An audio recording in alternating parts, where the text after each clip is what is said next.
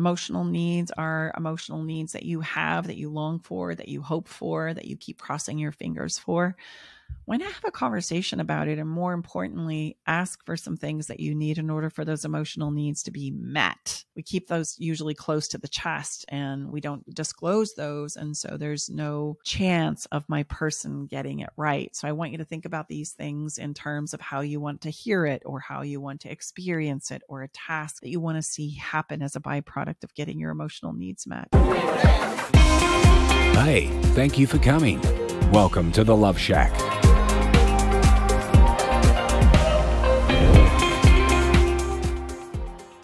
Here's how it works. We start out really small because remember I said we've got to create successes. So I wouldn't want you to choose any more than 3 to 5 agreements max to really focus on and knock out of the park. And that would be number 1. Number 2 is you're going to get clarity and know exactly what is being asked of you before you commit and say yes. And listen here, if you don't feel like you can keep it and make good on it, then don't commit to it. That's going to save you and your partner, even though they might have a shit fit on the front side. Better for them to have a shit fit on the front side than to continue the breakdown of trust and betrayal and the experiences of dumping you in the soup. There's nothing worse on both sides for that. You engage in what I call the race to the bottom. Okay. Then number 3, you got to keep them. You got to keep your agreements or renegotiate them before you break them. Not after the fact. Sometimes that happens. I'm sorry, time got away from me. I had every intention of doing it, but you want those to be on the exception, not the regular. Be mindful of the commitments that you make. And that's why it's important you don't have too many. We want to knock this out of the park. So keep the agreements that you commit, come heck or high water, or renegotiate them before they are broken. And if you make a mistake with them, you need to clean it up quickly. And you also need to allow space for it to happen. And number 5, understand that do-overs, they can be created in a nanosecond. I'm sorry, I committed to this. I agreed to this. I broke this agreement. Here's what I'm going to do to fix it. Let's go again. Let's re-agree and go again. That's really important. And then the last super tip that I have with you is stay out of either or thinking. Focus your attention on creating what you both want and only use your past experiences to learn from as you decide how it is you need to course correct, agree on this, and then go again. And so here's some small agreements in categories that I know affect relationship. There's actually 10 of them that we talk about a lot in my work. And I'm going to go through them with you really quickly. And I'm going to give you some ideas about some agreements that you can make in each category. Again, pick 3 to 5 of the top things that are playing out in your relationship. Don't overburden yourself with all 10. Most relationships operate where we have many of these categories going really well. And then there's 2 to 3 categories that are really rocking the boat. So focus on those 2 to 3 categories. I think a lot of times in relationships, every single expectation that people have is unspoken because we're just not taught that agreements are a thing in relationships. So if a relationship is struggling, but not necessarily with trust, just in general, would creating these agreements help them as well? Absolutely. Absolutely. Because we are all running in what I call our movies, our internal narratives. And we have these expectations that are constantly not being met. And then we make up a whole scenario about that and we stack on it. So absolutely, that would be the case. And so verbalizing those things, being able to vet those things out and deciding on some things that we do want to pursue as agreements in our relationships will help us feel like we have an us, we have a team, we're working on something as a couple. Instead of what we typically do, which is the criticism, the nagging, the comparing, who has it worse, who's doing more, whose turn it is. You know, we compete a lot for just the acknowledgement and the validation that we're all seeking as an individual. It breaks our relationships down big time. So these 11 categories, these are the big ones that we find where most of the banging of the head, so to speak, take place. I'm going to go through them one at a time, and I'm just going to give you very quickly some ideas that you can contemplate creating as far as agreements that might work for you. And are these 11 places of significant agreements a big part of our lease option contract for love? Oh, look what you just brought up. Yeah. We're not going to get into that. But no, we're not. We do have a lease option contract for love. And this is why we've created it, is because agreements, whether we're navigating through a difficult time or we're starting a brand new relationship from scratch, help us decide what it is we can accomplish and where it is we can go as a couple. Gotcha. So it is the model for co-creation. So number one, the subject of sex. We all know that's a big topic, like dun, dun, dun. We might as well go big or go home, right? So sex, a small agreement that you could make with your partner is, let's talk about it. Let's just talk about sex. Let's have an agreement to talk about it, as awkward and uncomfortable as we might find it. What does sex mean to you? What comes up for you when you think about sex? What are your experiences with sex? What were your experiences around sex when you were growing up? How was sex talked about in your life? What is your reference there? So many things to talk about when it comes to sex. And number two, the exploration of pleasure.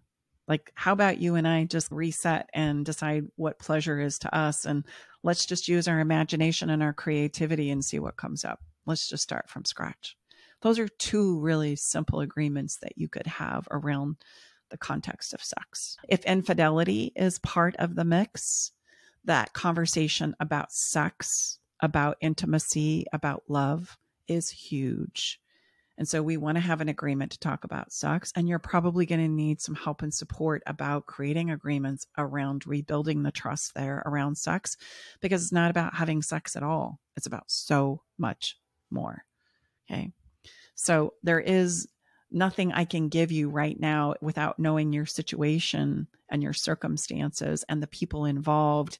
I can give you as a small place to start, but I do want to reassure you there's always a place to start small. And I would encourage you to start talking about sex, what it means to you, what you get out of it, how you feel when you're having it, what is your reference with it, etc. Number two, let's talk about another big one that comes up, money. Dun, dun, dun. So money is a big one that rocks our relationships. Who should be spending what, and who should be doing what with money, and who should be earning it, and how much should be earned, and why I'm earning more. How come you're not pulling your weight? These are all big conversations when it comes to money. Some simple agreements that you can have around money is explore truly what is wanted from money. What do we want to co-create? What do we want to do? So many times it's like this idea of a couple will say, I want to have a ranch in the country and I want to live in the city with all the lights and be able to attend all the shows. And both people are fighting for those things, but we're not talking about those things. And we don't realize we're co-creating totally different realities and hopeful that the other person will come through for us. So having conversations about money, about what it is we want to save and create and explore and experience together as a couple and as a family are really, really important. Another small agreement could be, let's set a budget. I mean, that I know. And I even go, budget. Oh, it's so unfun. I know, but we can't go anywhere unless we know what we're spending and what our expenses are. And then it prevents us from being able to fine tune it so that we can start pursuing some of those goals that we want to have. So a budget would be appropriate. And then we could set spending limits. And we could also save for something very special and something very fun that we would both look forward to putting in and co-creating together. Another one is drugs, alcohol, and porn. Like I said, go big or go home. Someone just swerved off the road.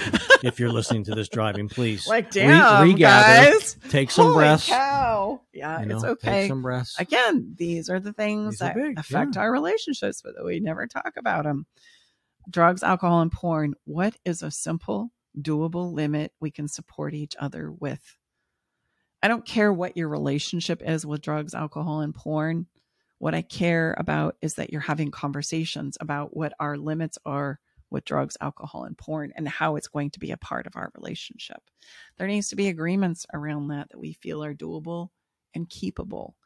Often what happens in these three things is that we do them in secret. We do them in the down low. We do them right with where nobody else is watching. And what we don't realize typically is that that's what begins the drive to drive addiction is the fact that I need to do it in secret. Well, and I think it's important to share this right now. And we've said, if you've listened, and thank you, if you're listening, we appreciate you listening, is, the only agreements that matter are the agreements between the people involved in the relationship. So these areas, these first three especially, we can get really caught up in what is the narrative on maybe how we were raised, or if we were raised maybe in a strong cultural tradition or religious, whatever that is, we can get caught up in a way. But the only agreements that matter are the agreements between you and your special someone. That's it. Yep. So make sure you're answering from that place and not what you think you're supposed to say. Yeah. A great relationship is great because it works for the two people in it. That's it. It's our personal agreement, but make sure everyone's on the same page. Mm-hmm. And if you don't like the agreement, then for heaven's sakes, don't put it in there. If you don't like the tenets of it, then don't put it in. Well, I'm just going to say, and there's the need for a conversation of clarity, right there. There's lots of conversations that never get had because we don't know how to talk about the things we're not comfortable with.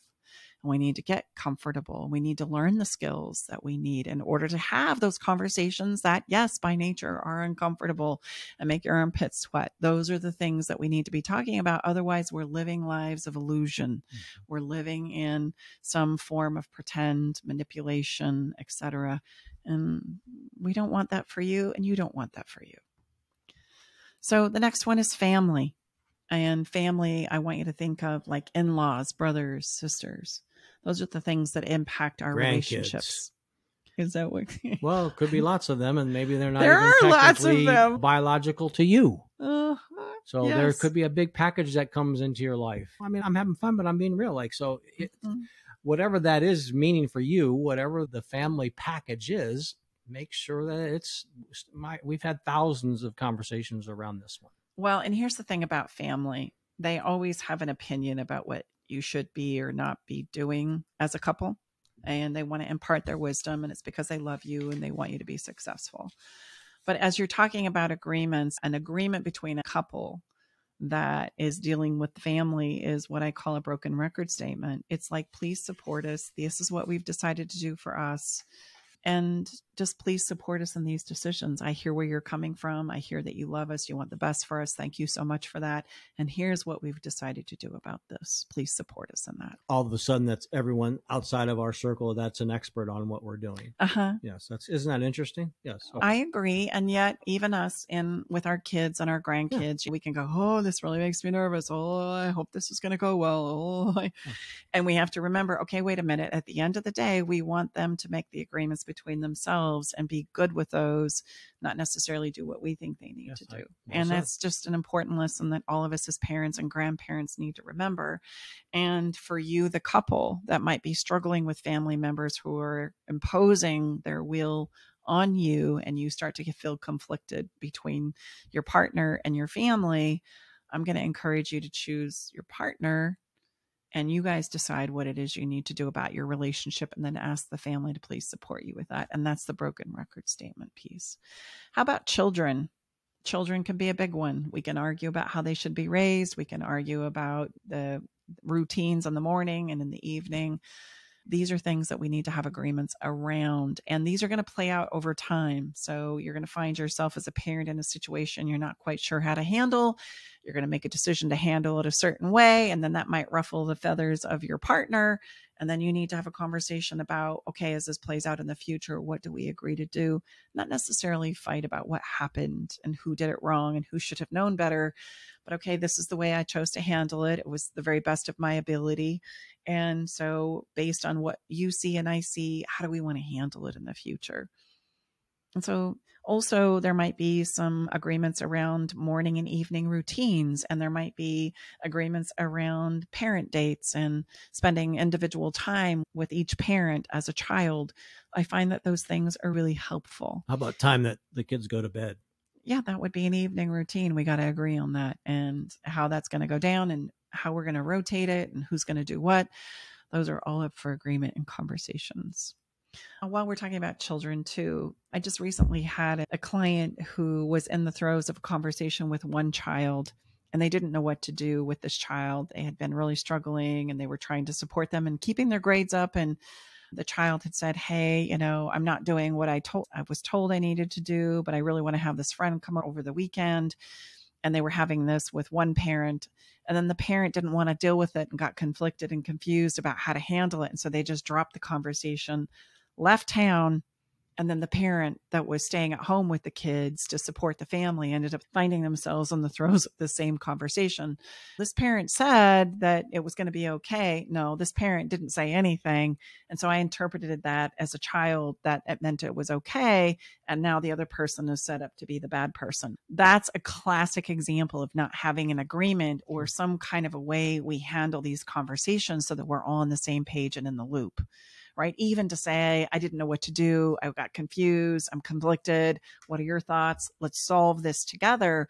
Those are oftentimes the things that create those small betrayals that we talked about in the beginning. Okay. Religion and spirituality. Share where you can and support our differences here. We're all going to have very different religious or spiritual beliefs, or sometimes they're the same. But if they're different, don't let that panic you. Just come up with some agreements about how you're going to operate this and be supportive of your person's religious or spiritual experiences. That is, if you want it to go well, right? These are usually things that are very intrinsic and important to us. And then the next one is household tasks. And I would encourage you to explore what's possible here. Divide them up, have conversations about it, and don't make agreements that you're not willing to keep, because household tasks are really easy places for us to start rebuilding rebuilding trust. If we can be successful in the household tasks, it's very easy for us to expand in some of these more challenging areas. The next one is emotional needs.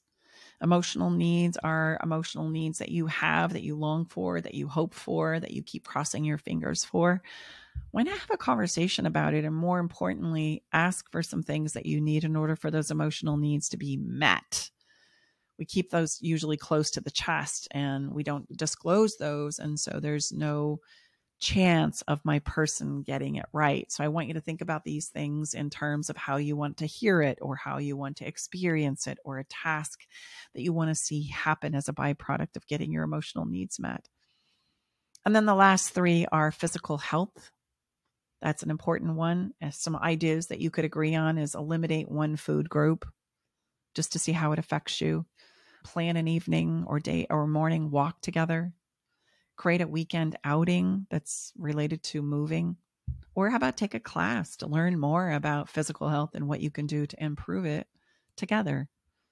How about mental health? Very similar, right? We can meditate together, give each other quiet time together, pray together. We can learn relational things. We can use communication skills to get through some of the difficulty that's pulling my mental health down. We can take classes on PTSD and anxiety and depression. Or maybe you could identify what you need, and you could potentially understand what your partner needs, and he or she could do that on his or her own, and vice versa. Right? It doesn't necessarily have to be together, but just understand what's important for each of you. Learn about what each of you are struggling about. Learn ways that you can support each other in improving our mental health. Spending time in nature. I just want you to understand physical and mental health kind of find balance in themselves. So sometimes when I'm struggling with my mental health, physical movement, moving my body, being out in nature, it really helps to offset that. It's probably not something you intrinsically reach for, but it very much is a balance maker, and vice versa. When I'm physically exhausted, sitting down and spending some time with myself and evaluating how I feel and what's going on for me, it's really good for our mental health. Having conversations about where I'm at and what's going on for me, and allowing you to do the same, creates moments of intimacy. And so those two things are very much in tandem. And then the last one is vocation and career. And don't worry, I'm going to go back through these categories one last time before we wrap up here. But a vocation is simply something, being a mom is a vocation. It's something that's intrinsic to me, something that's important and valuable to me. Being a stay-at-home dad is a vocation. Creating a body of work that is part of who I express myself to be, a singer, songwriter, dancer. The work that we do here, it comes from a place of vocation, not a career. It's not something that I found myself doing and I just make money at. It's something that is a part of who I am. And that's the difference between a vocation and a career. And some simple agreements that you can have around this container in our relationships is, number one, especially if it's a vocation, honor your days off. If you say you're going to be done, then be done, because sometimes it's really difficult to be done when you say you're going to be done, so that we can focus on other aspects of our life and our co-creation. spending money, making sure that we have agreements about what's going to be spent and that those are honored when I'm building a career or a vocation. And then navigating the change, being able to talk about the changes that are inevitable and the support that's needed in order to champion the vocation or career. Those are all very important small agreements that we could do. So just to recap these, as I promised I would do, they are sex, money, drugs, alcohol, and porn. I know that's a heck of a combo. Family, which is your in-laws, parents, brothers, sisters, children, and grandchildren are a totally separate category. Religion, spirituality, house, tasks, emotional needs, which are your personal emotional needs, not your partner's, physical health, mental health, and vocation and career. So I want you to know that I know we've thrown a lot at you here, and I hope that I've given you some simple ways that you can start creating some small agreements, again, in those 2 to 3, no more than 5 agreements that you can start to have conversations about in those categories. Okay. Yep. I would encourage you to keep it small, keep it doable, and then renegotiate those agreements before you break them, if at all possible. And I also want you to know that there's more on this topic being shared inside of the Better Love Club right now, and you can join today if you need more help and support in this conversation. That's what we do inside of the Better Love Club.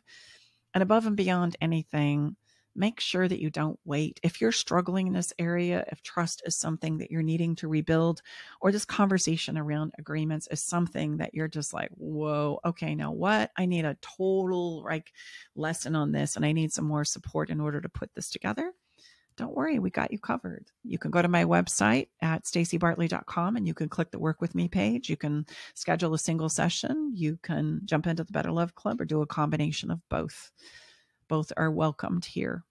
We are here to support you wherever you are. All I'm trying to impress upon you in this conversation today is that trust is a byproduct of risking, and we rebuild trust by creating agreements. That's how it works. Okay. I was just going to say one last thing. If anyone is like, what the heck, my partner cheated on me, how is talking about who cleans the toilet on what day gonna fix this problem? You know what I'm saying? But that's just it. To close the loop, so to speak, you rebuild trust not by obsessively talking about what happened in the past or persecuting your partner or checking their phone every 5 minutes. You do it by saying, let's make this agreement, and it doesn't have to have anything to do about the big problem you're trying to solve. It's making agreements in all different kind of areas, little agreements that Staci just lined out, and then seeing if they're met. And that's how you rebuild trust. People are so confused by this when we talk about it on social media, and that's exactly why we created this episode. So I think people might be surprised that this is the answer. I totally agree. I totally agree with you, because we feel like we need to monitor. And there's so much fear and anxiety that gets kicked up there because you've compromised the fact that I matter. And there's all kinds of narratives that are running. And literally, if I just realize I can start counting on you in some of these other areas, it literally gives us the ability to finally understand what was at the heart of that infidelity to begin with. So we got to start small and we got to start doable, and agreements is where we absolutely need to begin. So let's take a moment and let's have a little bit of fun here. The follow the fun that I'm going to share with you today for this episode is literally coming from Deepak Chopra. He has a wonderful piece that I just love called The Law of Giving. And the law of giving is just a practice. Actually, it's a mindset. And I just want to encourage you to do it today or maybe tomorrow. Start the day with a fresh perspective. And the law of giving goes like this. Number 1, wherever I go today and whoever I encounter, I'll give them a gift. And maybe that gift is a compliment, a simple hello, it's great to see you, or a listening ear. This will circulate joy, wealth, and abundance. Number 2, wherever I find myself today, I will receive the many gifts that life has to offer me, from nature's sunshine and beauty to a kind gesture or gift from others. Maybe somebody is saying hello to you. Maybe somebody is willing to listen to you today. Maybe somebody is giving you a compliment that you need to receive and say, thank you so much. I appreciate you bringing that up. And number 3, just an awareness, literally a commitment, because we've been talking about agreements in our conversation today, but an awareness and an agreement to keep abundance circulating in your life. this is literally the giving and receiving of life's most precious gifts: caring, affection, appreciation, and love. It's at your fingertips every single day, as long as we make a conscious effort to commit to receiving it and giving it. It will always be yours. So have a little bit of fun today. Can you feel it? Each and every week we have a song, a theme song for our topic of conversation. And I just had to go with number one, Bruno Mars. He has a song I'm sure you're familiar with called Count on Me, 1, 2, 3. And that's literally at the heart of what it is we're talking about. We want to know that we can count on ourselves, and we want to know that we can count on our partners. And that is literally how we rebuild after any type of betrayal, big or small.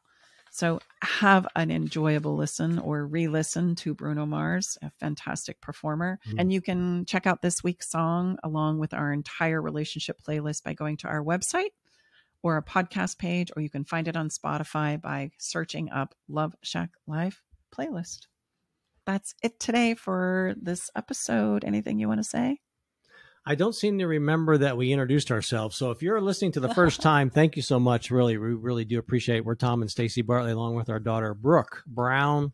And again, what you're sharing with us is our most precious asset, which is your time. So we really do appreciate it. And if this was meaningful for you or someone in your circle that needs to hear this, please share it. We really appreciate it. And thank you for those of you that are sharing it, because our followers are increasing, and that means a lot to us.